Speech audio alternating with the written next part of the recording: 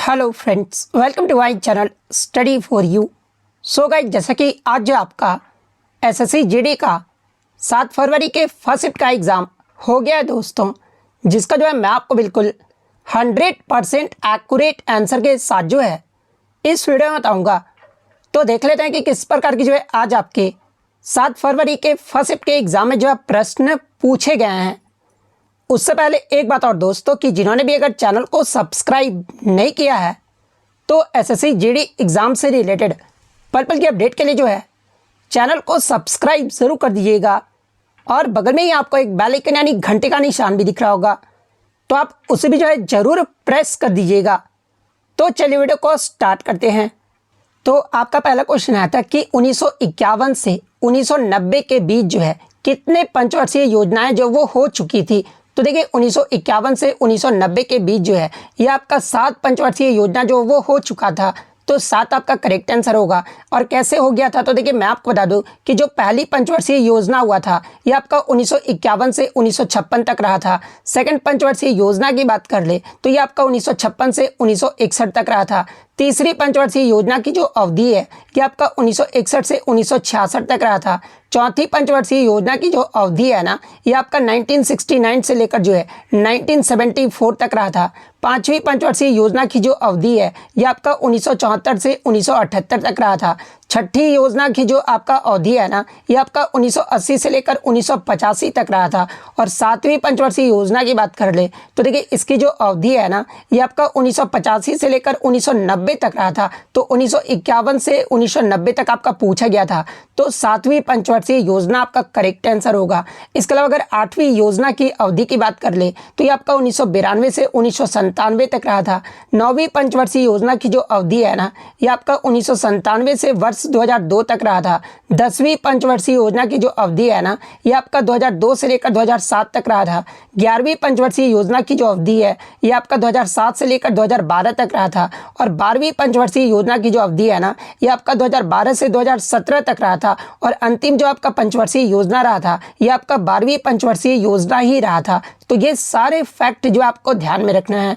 और देखिए ऐसा कोई भी शिफ्ट नहीं रहा है जिसमें आपके 5 ईयर प्लान यानी पंचवर्षीय योजना से जो आपका प्रश्न नहीं पूछा गया था। सेकंड क्वेश्चन आपका यहाँ पर आया था कि प्रथम पंचवर्षीय योजना का जो है मुख्य उद्देश्य क्या था। तो देखिए प्रथम पंचवर्षीय योजना का जो मुख्य उद्देश्य था ना यानी किस विकास पर आपका जो है वो केंद्रित किया गया था। तो देखिए प्रथम पंचवर्षीय योजना का जो मुख्य उद्देश्य था ये आपका कृषि विकास पर था। तो कृषि विकास आपका करेक्ट आंसर होगा।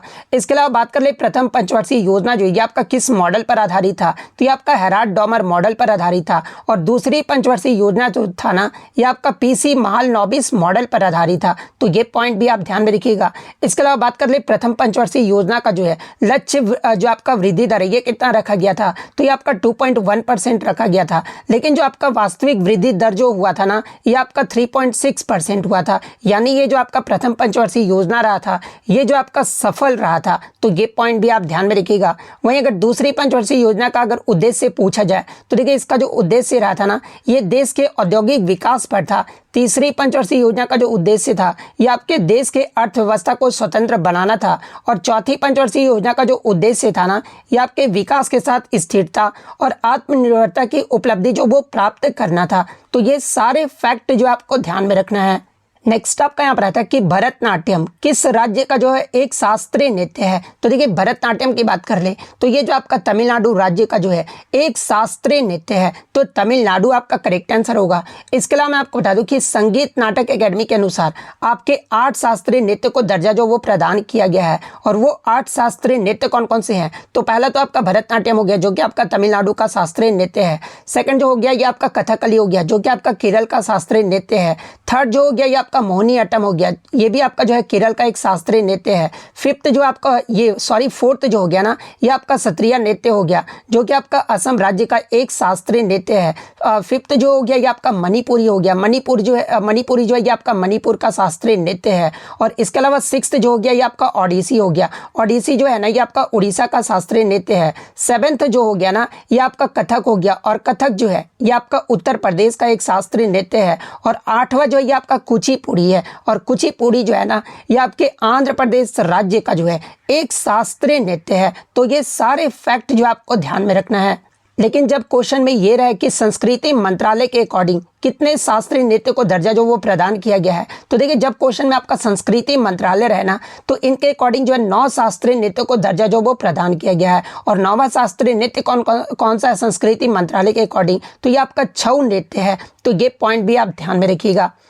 नेक्स्ट आपका क्वेश्चन यहाँ पर आया था कि भारतीय संविधान का अनुच्छेद 40 जो है ये आपका किससे संबंधित है। तो देखिए भारतीय संविधान का जो अनुच्छेद 40 है ना, ये आपके ग्राम पंचायत के गठन से संबंधित है। तो ग्राम पंचायत आपका करेक्ट आंसर होगा। या फिर एग्जाम में ये प्रश्न पूछा गया होगा कि ग्राम पंचायत के गठन से संबंधित अनुच्छेद कौन सा है, तो अनुच्छेद 40 आपका करेक्ट आंसर होगा। नेक्स्ट आपका यहाँ पर आया था कि तपन कुमार पटनायक वन द संगीत नाटक academy award in which dance form, यानी तपन कुमार पटनायक को जो है ये आपका 2018 में संगीत नाटक एकेडमी पुरस्कार दिया गया था। और इन्हें जो है किस नृत्य शैली के लिए जो वो दिया गया था, तो देखिए मैं आपको बता दूं कि तपन कुमार पटनायक को जो है ये आपका सरायकेला छऊ के लिए जो है इन्हें 2018 में जो है संगीत नाटक एकेडमी पुरस्कार से जो वो सम्मानित किया गया था। तो सरायकेला छऊ आपका करेक्ट आंसर होगा।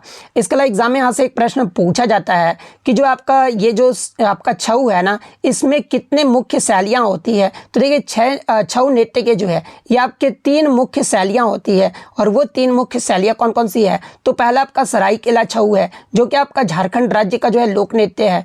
सेकंड आपका मयूरभंज छऊ है जो कि आपका उड़ीसा राज्य का लोक नृत्य है। और थर्ड आपका पुरुलिया छऊ है जो कि आपका पश्चिम बंगाल का जो ये आपका लोक नृत्य है। तो ये पॉइंट भी आप ध्यान में रखिएगा। इसके अलावा अगर छऊ नृत्य की बात कर ले तो ये जो आपका छऊ नृत्य है ना, ये आपके स्थानीय त्योहारों के दौरान जो है इस नृत्य को जो वो किया जाता है। और लोक और शास्त्रीय तत्वों का जो है ये आपका एक मिश्रण है जिसमें विस्तृत मास्क और वेशभूषा का उपयोग जो वो किया जाता है। इसके अलावा इससे प्रीवियस शिफ्ट में आपसे पूछा गया था कि आपके जो है छऊ नृत्य को यूनेस्को की मानवता की अमृत सांस्कृतिक विरासत की जो है प्रतिनिधि में इसे कब जो वो शामिल किया गया था। तो देखिए मैं आपको बता दूं कि वर्ष 2010 में जो है यूनेस्को ने छऊ नृत्य को मानवता की जो है अमृत सांस्कृतिक विरासत की प्रतिनिधि सूची में जो है इसे शामिल किया था। तो ये पॉइंट भी आप ध्यान में रखिएगा। और वर्ष 2010 में ही जो है जो आपका राजस्थान राज्य का लोक नृत्य है ना, जो कोई कालबेलिया है, और कालबेलिया नृत्य को भी जो है 2010 में यूनेस्को के द्वारा आपका मानवता की अमृत सांस्कृतिक विरासत की प्रतिनिधि सूची में भी जो है कालबेलिया को जो वो शामिल किया गया था। तो ये फैक्ट भी आपको ध्यान में रखना है। नेक्स्ट आपका यहाँ पर क्वेश्चन आया था कि Khilafat movement is merged with which movement to continue the freedom struggle, यानी स्वतंत्रता आंदोलन को जारी रखने के लिए जो है खिलाफत आंदोलन को किस आंदोलन के साथ जो वो मिला दिया गया था। हालांकि मैं आपको बता दूं कि इसमें आपका समिति जो वो पूछा गया था और ऑप्शन में जो आपका खिलाफत समिति जो वो दिया गया था, तो खिलाफत समिति आपका करेक्ट आंसर होगा। लेकिन मैं आपको बता दूं कि स्वतंत्रता आंदोलन को जारी रखने के लिए जो है खिलाफत आंदोलन को जो है ना, ये आपके नॉन कॉपरेशन मूवमेंट यानी असहयोग आंदोलन में जो वो मिला दिया था। तो ये फैक्ट भी आपको ध्यान में रखना है।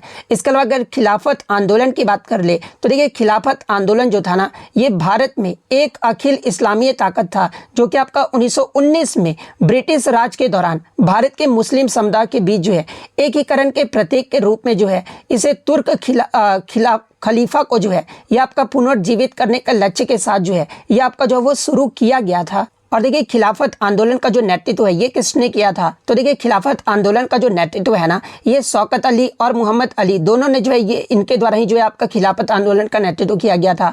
और इन नेताओं ने जो है भारतीय स्वतंत्रता के लिए महात्मा गांधी के असहयोग आंदोलन में जो है ये जो है वो शामिल हुए थे। और खिलाफत आंदोलन के लिए गांधी के समर्थन के बदले में जो है अहिंसा की कसम भी जो है इन्होंने जो वो खाई थी।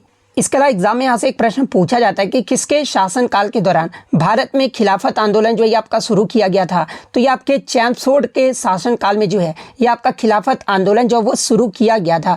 इसके अलावा मैं आपको बता दूं कि शौकत अली और मोहम्मद अली के मार्गदर्शन में ही जो है ये आपके उर्दू साप्ताहिक यानी हमदर्द और अंग्रेजी साप्ताहिक जो आपका है ना कॉमरेड, ये जो आपका प्रकाशित किया गया था। इसके अलावा 1923 में मोहम्मद अली जो ये आपके भारतीय राष्ट्रीय कांग्रेस पार्टी के अध्यक्ष भी जो वो चुने गए थे। और 1936 में जो है Shaukat Ali all India Muslim league के भी जो वो सदस्य बने थे। तो ये सारे फैक्ट जो आपको ध्यान में रखना है। नेक्स्ट क्वेश्चन आपका रहा था कि हल्दा त्योहार भारत के निम्नलिखित राज्यों में से किस राज्य में मनाया जाता है। तो देखिए ये जो आपका हल्दा त्योहार है ना, ये आपके हिमाचल प्रदेश के लाहौल क्षेत्र में जो ये आपका मनाया जाने वाला है सबसे महत्वपूर्ण त्योहार है, जो कि आपके नए वर्ष के स्वागत करने के लिए जो है इस पर्व को जो ये आपका आयोजित किया जाता है। तो हिमाचल प्रदेश आपका करेक्ट आंसर होगा। नेक्स्ट क्वेश्चन आपका यहाँ पर आया था कि वर्तमान में यूपीएससी यानी संघ लोक सेवा आयोग के अध्यक्ष कौन है। तो देखिए 1 अगस्त 2024 से जो है ये आपके प्रीति सूदन जो है ना, ये आपके यूपीएससी के जो वो अध्यक्ष हैं। तो प्रीति सूदन आपका करेक्ट आंसर होगा। और प्रीति सूदन से पहले यूपीएससी के अध्यक्ष कौन रहे थे, तो ये आपके डॉक्टर मनोज सोनी रहे थे। तो ये पॉइंट भी आप ध्यान में रखिएगा। और इससे प्रीवियस शिफ्टों में आपसे पूछा गया था कि यूपीएससी का जो वर्णन है ना, ये किस अनुच्छेद से किस अनुच्छेद तक किया गया है। तो देखिए यूपीएससी का जो वर्णन है ना, ये आपके अनुच्छेद 315 से अनुच्छेद 323 तक जो वो किया गया है। और किस भाग में किया गया है, तो ये आपका भाग 14 में किया गया है। तो ये पॉइंट भी आपको ध्यान में रखना है। नेक्स्ट आपका यहाँ पर आता है कि वर्ष 2023 के एशियाई पैरालंपिक खेलों में भारत ने कितना स्थान जो वो हासिल किया था। यहाँ पर एशियाई पैरालंपिक खेल का पूछा गया था। तो देखिए 2023 का एशियाई पैरालंपिक खेल में भारत ने जो ये रैंकिंग पदक तालिका में जो है ये 5वें स्थान पे रहा था। तो 5वां आपका यहाँ पे करेक्ट आंसर होगा। देखिए मैं आपको बता दूं कि वर्ष 2023 के एशियाई पैरालंपिक खेल में भारत के द्वारा जो है आपके जो है इसमें आपके 29 स्वर्ण, 31 रजत और 51 जो ये आपका कांस्य पदक जो वो जीता गया था। और भारत पदक तालिका में जो ये आपका 5वें पायदान पे रहा था। तो 5वां आपका करेक्ट आंसर होगा। इसके अलावा बात कर ले 2023 का एशियाई पैरालंपिक खेल ये कहां पर आयोजित किया गया था, तो हांगझाऊ चीन में जो ये आपका आयोजित किया गया था। तो ये तो हो गया आपका पैरालंपिक खेल के बारे में। अगर 2023 के एशियाई ओलंपिक खेल के बारे में अगर पूछा जाए तो देखिए 2023 के एशियाई खेलों में भारत जो है पदक तालिका में जो है ये आपका 4थे पायदान पे रहा था। जब आपका सिर्फ एशियाई ओलंपिक खेल पूछा जाए तो 4था पायदान आपका करेक्ट आंसर होगा। और भारत के द्वारा जो इसमें टोटल 107 पदक जीते गए थे, जिसमें 28 जो ये आपका गोल्ड मेडल जो वो जीता गया था। तो ये पॉइंट भी आपको ध्यान में रखना है। नेक्स्ट आपका यहाँ पर आता है कि 2011 की जनगणना के अनुसार त्रिपुरा, मणिपुर, असम और मिजोरम में सबसे कम जनसंख्या जो है ये किस राज्य का रहा था। तो देखिए 2011 की जनगणना के अनुसार इन चारों राज्यों में अगर बात कर ले तो सबसे कम जनसंख्या वाला जो राज्य रहा था ना, ये आपका मिजोरम राज्य रहा था। तो मिजोरम आपका करेक्ट आंसर होगा। वहीं अगर ओवरऑल बात कर ले तो देखिए 2011 की जनगणना के अनुसार सबसे कम जो जनसंख्या वाला राज्य रहा था ना, ये आपका सिक्किम राज्य रहा था। और सिक्किम के बाद आपका मिजोरम राज्य ही जो है ये आपका सबसे कम जनसंख्या वाला जो राज्य है वो रहा था। तो मिजोरम आपका यहाँ पे करेक्ट आंसर होगा।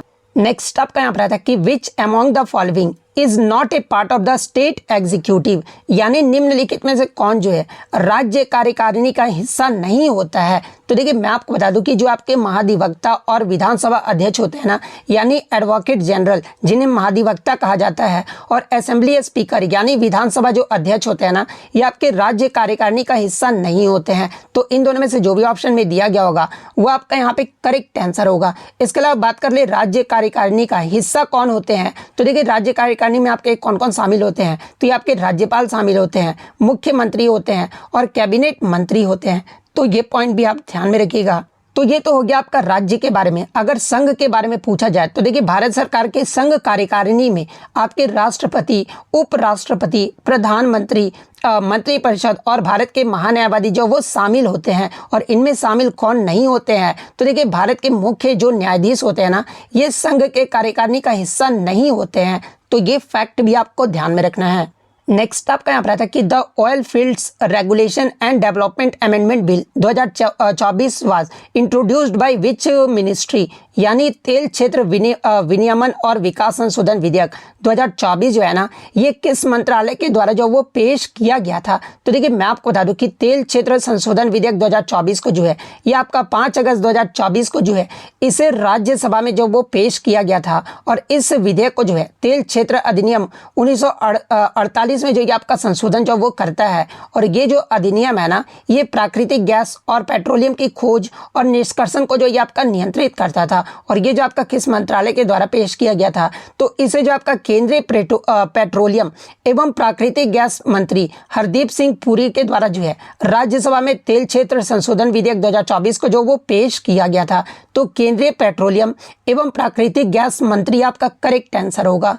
नेक्स्ट आपका यहाँ पर आता है कि व्हेन वाज पीएम गति शक्ति योजना स्टार्टेड, यानी पीएम गति शक्ति योजना जो है ये कब शुरू किया गया था। तो देखिए पीएम गति शक्ति योजना की बात कर ले तो ये जो आपका 15 अगस्त 2021 को जो है भारत के प्रधानमंत्री नरेंद्र मोदी के द्वारा जो है भारतीय आर्थिक विकास को बढ़ावा देने के लिए इस परियोजना की जो घोषणा है वो किया गया था। और ये जो योजना है ना, यानी आपका प्रधानमंत्री गति शक्ति योजना जो है ना, ये आपका 13 अक्टूबर 2021 को जो है भारत के सभी आर्थिक क्षेत्रों को मल्टी मॉडल कनेक्टिविटी इंफ्रास्ट्रक्चर प्रदान करने के लिए जो है ये आपका शुरू जो वो किया गया था। तो 13 अक्टूबर 2021 आपका करेक्ट आंसर होगा। नेक्स्ट क्वेश्चन आपका यहाँ पर आया था, जगजीत सिंह जो है ये आपके किस क्षेत्र से संबंधित है? तो देखिए, जगजीत सिंह की बात करें तो ये जो आपके एक भारतीय संगीतकार और गायक थे और इन्हें जो आपका गजल किंग के नाम से भी जो वो जाना जाता है। तो ऑप्शन में आपका गजल दिया गया होगा, तो गजल आपका यहाँ पे करेक्ट आंसर होगा। नेक्स्ट क्वेश्चन आपका यहाँ पर आता है कि वित्त वर्ष 2023-24 के केंद्रीय बजट में जो है कितने प्रमुख क्षेत्रों को प्राथमिकता जो वो दिया गया था? तो देखिए, वित्त वर्ष 2023-24 के केंद्रीय बजट की बात कर ले तो इसमें आपके 7 प्रमुख क्षेत्रों को जो है प्राथमिकता जो वो दिया गया था। तो 7 आपका यहाँ पे करेक्ट आंसर होगा। और 7 प्रमुख क्षेत्रों को प्राथमिकता दिया गया था, इसीलिए जो है इसे सप्त ऋषि भी जो वो कहा गया था। तो ये पॉइंट भी आप ध्यान में रखिएगा। लेकिन जब क्वेश्चन में आपका रहे कि वित्त वर्ष 2024-25 में जो है आपके केंद्रीय बजट में कितने प्रमुख क्षेत्रों को प्राथमिकता दिया गया था, तो जब आपका 2024-25 रहना तो ये आपका 9 क्षेत्रों को जो है प्राथमिकता जो वो दिया गया था। तो ये फैक्ट भी आपको ध्यान में रखना है। नेक्स्ट क्वेश्चन आपका यहाँ पर था कि अप्रैल 2022 में 71वीं सीनियर नेशनल बास्केटबॉल चैंपियनशिप में पुरुषों का जो खिताब है ना, ये तमिलनाडु राज्य ने जीता था। और तमिलनाडु राज्य ने जो है किस टीम को हराकर जो वो जीता था, ये प्रश्न पूछा गया था। तो देखिए, मैं आपको बता दूं तो तमिलनाडु ने फाइनल में गत चैंपियन पंजाब को जो है ये आपका 87-69 से हराकर जो है अप्रैल 2022 में 71वीं सीनियर नेशनल बास्केटबॉल चैंपियनशिप में जो है ये पुरुषों का खिताब जो वो जीता था। तो आपको किस टीम को हराया था? तो तमिलनाडु ने जो है पंजाब को हराया था। तो पंजाब आपका करेक्ट आंसर होगा। सिर्फ चैंपियन का अगर टीम का नाम पूछा गया होगा तो तमिलनाडु फिर आपका करेक्ट आंसर होगा। वहीं मैं आपको बता दूं कि 71वीं सीनियर नेशनल बास्केटबॉल चैंपियनशिप में आपका तीसरे और चौथे स्थान पे कौन रहा था? तो तीसरे स्थान पे आपका कर्नाटक का टीम रहा था और चौथे स्थान पे जो ये आपका रेलवे रहा था। तो ये पॉइंट भी आप ध्यान में रखिएगा। तो ये तो हो गया आपका पुरुषों के बारे में। अगर महिलाओं के बारे में पूछा जाए तो देखिए, महिलाओं में भारतीय रेलवे टीम ने जो है तेलंगाना को 131-82 से हराकर जो है इसका महिला का खिताब जो वो जीत लिया था। और इसमें तीसरे और चौथे स्थान पे जो है ये आपका तमिलनाडु तीसरे स्थान पे और केरल जो है आपका चौथे पायदान पे रहा था। तो ये फैक्ट भी आपको ध्यान में रखना है। नेक्स्ट अगर हम लोग हिंदी की बात करें तो हिंदी में जो आपका वृक्ष का पर्यायवाची शब्द पूछा गया था। तो देखिए, वृक्ष का जो पर्यायवाची शब्द होता है ना, ये आपका तरु होता है, अगम होता है, पेड़ होता है, पादप होता है, विटप होता है, इसके अलावा दरखत होता है, साखी होता है, द्रुम होता है और वही होता है। तो इनमें से आपका जो भी ऑप्शन में दिया गया होगा वो आपका यहाँ पे करेक्ट आंसर होगा। इसके अलावा एक आपका विनीत शब्द का भी जो है पर्यायवाची शब्द पूछा गया था। तो देखिए, विनीत शब्द का जो पर्यायवाची शब्द होता है ना, ये आपका सुशील होता है, विनम्र होता है, शिष्ट होता है, नम्र होता है, विनयी होता है, सिलवान होता है, इसके अलावा नयशील होता है, मृदुल होता है और सौम्य होता है। तो ये सभी जो होते हैं आपके विनीत शब्द के पर्यायवाची शब्द होते हैं। तो इनमें से आपका जो भी ऑप्शन में दिया गया होगा वो आपका यहाँ पे करेक्ट आंसर होगा। नेक्स्ट आपका यहाँ पर क्वेश्चन आया था कि कोयल का जो है पर्यायवाची शब्द पूछा गया था। तो देखिए, कोयल का जो पर्यायवाची शब्द होता है ना, ये आपका कोकिला होता है, काकपाली होता है, बसंत दूत होता है, श्यामा होता है, सारिका होता है, इसके अलावा कुहू किनी होता है, वन प्रिया होता है, इसके अलावा परमृत होता है और मदन श्लाका होता है। तो इनमें से आपका ऑप्शन में आपका श्यामा दिया गया था। तो श्यामा आपका यहाँ पे करेक्ट आंसर होगा। नेक्स्ट क्वेश्चन आपका एक मुहावरा से आया था कि कलम तोड़ना का जो है मुहावरा पूछा गया था। तो देखिए, कलम तोड़ना का जो मुहावरा होता है ना, ये बढ़िया लिखना होता है। तो बढ़िया लिखना आपका यहाँ पे करेक्ट आंसर होगा। और देखिए, एक क्वेश्चन जो है मुझे बच्चों के द्वारा मैथ का प्रश्न मिला था। प्रश्न ये था कि find the volume in centimetre cube of A hemisphere of A diameter 7 centimetre. यानी अगर किसी अर्धगोले का व्यास यानी डायमीटर जो ये आपका 7 सेंटीमीटर है तो उसका जो आयतन होगा ना, यानी वॉल्यूम जो होगा ये कितना होगा। यहाँ पर आपका वॉल्यूम निकालने के लिए जो वो पूछा गया था। तो देखिए, मैं आपको बता दूं कि आपका अर्धगोले का व्यास आपका यहाँ पर दिया गया है, यानी आपका हेमिस्फीयर ऑफ ए डायमीटर कितना दिया गया है, तो ये आपका 7 सेंटीमीटर दिया गया है। तो देखिए, आपका जब डायमीटर 7 सेंटीमीटर होता है तो रेडियस हम कैसे निकालते हैं, तो d/2 करके जो हम लोग रेडियस निकाल देते हैं। तो यहाँ से हम लोग रेडियस जो वो निकालेंगे। तो देखिए, अर्धगोले का त्रिज्या हमारा कितना हो जाएगा, तो 7 में जो आप 2 से डिवाइड करोगे तो 3.5 सेंटीमीटर जो है ये हमारा रेडियस जो वो निकल कर आ जाएगा। और देखिए, अर्धगोले का आयतन यानी आपका वॉल्यूम हेमिस्फीयर का वॉल्यूम जो वो कैसे निकाला जाता है। तो देखिए, अर्धगोले का आयतन निकालने का जो फॉर्मूला होता है ना, ये आपका 2/3 आपका पाई आर क्यूब, ये जो आपका फार्मूला होता है, तो इस फार्मूले पे जो आपका वैल्यू को जो वो पुट कर देना था। तो देखिए इस फार्मूले पे जब आप वैल्यू को पुट करोगे ना, तो हमारा जो निकल कर आ रहा है, जैसे मैं आपको पुट करके भी दिखा देता हूँ, 2/3 हो गया, ठीक है। उसके बाद आपका पाई का वैल्यू कितना होता है, तो ये आपका 22/7 होता है। और आर हमारा कितना निकल कर आ रहा है, तो ये आपका 3.5 निकल कर आ रहा है। तो इसी को जो हम लोग क्यूब जब वो कर देंगे, तो इतना सॉल्व तो आप कर ही लोगे, तो हमारा जो निकल कर आ रहा है ना, वो आपका 89.83 घन सेंटीमीटर जो वो निकल कर आ रहा है। तो 89.83 घन सेंटीमीटर आपका करेक्ट आंसर होगा। इसके अलावा मैं आपको बता दूं कि अर्धगोले का वृत्त पृष्ठीय क्षेत्रफल निकालने का जो फॉर्मूला होता है ना, ये आपका 2πr² होता है। तो ये फैक्ट भी आपको ध्यान में रखना है। एक क्वेश्चन जो आपका केमिस्ट्री से आया था कि आपको जो है 4 आपके इक्वेशन दिए गए थे, और इसमें आपको इस प्रकार से इक्वेशन आपका दिया गया था। एग्जैक्ट मैं यही क्वेश्चन नहीं बता रहा हूँ, मैं आपको एग्जांपल के तौर पे बता रहा हूँ कि आपका जो है एक 4 केमिकल इक्वेशन दिया गया था, और पूछा गया था कि इनमें से कौन सा इक्वेशन जो है ना, वो आपका बैलेंस जो वो किया गया है। तो देखिए मैं आपको बता दूँ कि सबसे पहले अगर ऑप्शन 1 को ही हम लोग कैसे बैलेंस किया जाता है वो देख लेते हैं। तो देखिए हाइड्रोजन में आपका यहाँ पर कितना अणु है, तो यहाँ पर आपका इधर जो है 1 है, और इधर आपका यहाँ भी 2 और 1 कितना हो गया, तो इधर हमारे रिएक्टेंट में जो है हमारा 3 हाइड्रोजन का हो गया, ठीक है। इधर हम लोग देख लेंगे हाइड्रोजन में कितना, तो ये आपका 2 ही है। तो इधर जो आपको वो बैलेंस करना होगा, इधर आपका हाइड्रोजन 2 है और इधर आपका 3 है। तो इसको बैलेंस करने के लिए हम लोग क्या करेंगे, तो फिर हम लोग नाइट्रोजन को देख लेंगे, ठीक है। तो नाइट्रोजन ही हमारा इधर कितना है, तो हमारा 1 है, और इधर नाइट्रोजन कितना है, तो ये आपका 2 है। आप यहाँ पे देख सकते हैं नाइट्रोजन के बाद आपका यहाँ पे 2 है, तो इधर 1 नाइट्रोजन उधर 2 नाइट्रोजन, ठीक है। उसके बाद हम लोग अगर ऑक्सीजन को देख ले, तो ऑक्सीजन जो हमारा इधर कितना है, तो ये हमारा 3 है। उसके बाद हमारा यहाँ पे 2 है, तो 3 2 5 हमारा ऑक्सीजन हो गया। और इधर ऑक्सीजन कितना है, तो ये हमारा 2 और इधर 3, यानी इधर 3 ऑक्सीजन है। तो अब हम लोग जो उसको बैलेंस करेंगे, तो देखिए बैलेंस करने के लिए हम लोग देखेंगे सबसे पहले देखिए 2 हाइड्रोजन से इधर कर देंगे, ठीक है। तो हमारा इधर कितना हो जाएगा, तो इधर भी हमारा 4 हाइड्रोजन हो जाएगा, और इधर भी हमारा 4 हाइड्रोजन हो जाएगा। उसके बाद हम लोग यहाँ पर क्या यहाँ पुट करेंगे, तो यहाँ पर 2 इधर जो वो 2 पुट कर देंगे, तो हमारा इधर भी आपका 1 नाइट्रोजन हो जाएगा, और इधर भी जो हमारा 1 नाइट्रोजन है, ठीक है। उसके बाद कैल्शियम की अगर बात कर ले, तो इधर आपका तो 1 कैल्शियम है ही। उसके बाद इधर भी आपका जो है 1 कैल्शियम है, तो कैल्शियम तो आपका बैलेंस ही था। अगर ऑक्सीजन की बात कर ले, तो ऑक्सीजन जो है ये आपका कितना हो जाएगा, तो 3 × 2 6 हो जाएगा, और इधर आपका 2 है, तो 6 + 2 कितना होता है, तो ये आपका 8 ऑक्सीजन इधर हो जाएगा। और इधर अगर बात कर रहे, तो इधर आपका कितना ऑक्सीजन है, तो ये आपका 3 दूनी 6, यानी 6 ऑक्सीजन है। और इधर आपका 2 कर देंगे, तो 6 + 2 कितना होगा, तो 8 ऑक्सीजन हो जाएगा। तो इस प्रकार से जो आपको बैलेंस जो वो चेक करना था, तो इस प्रकार से जिन्होंने भी ऑप्शन में टिक किया होगा, उनका यहाँ पे करेक्ट आंसर होगा। वहीं अगर बच्चे के ओवरऑल अगर अटेम्प्ट की बात करें, तो एवरेज 63 से 65 जो है, ये आपका बहुत ज़्यादा टफ था। मैथ जो था ना, ये आपका 2 से 3 क्वेश्चन जो आपको कैलकुलेटिव जो वो देखने को मिला था। और हिंदी में जो आपका गद्यांश जो इस बार आपका 5 जो गद्यांश पूछा गया था, वो आपका हार्ड जो वो पूछा गया था। और रीजनिंग जो था ना, ये आपका 18 जो वो करने लायक था। तो इतने क्वेश्चन जो है आज मुझे बच्चों के द्वारा मिले थे, जो कि आपके 100% रियल और ऑथेंटिक हैं। तो अगर वीडियो अच्छी लगी हो, तो वीडियो को जो है लाइक ज़रूर कर दीजिएगा, और इसी तरह एसएससी की रियल एनालिसिस पाने के लिए जो है चैनल को सब्सक्राइब ज़रूर कर दीजिएगा। तो मिलते हैं नेक्स्ट वीडियो में, तब तक thank you, all the best.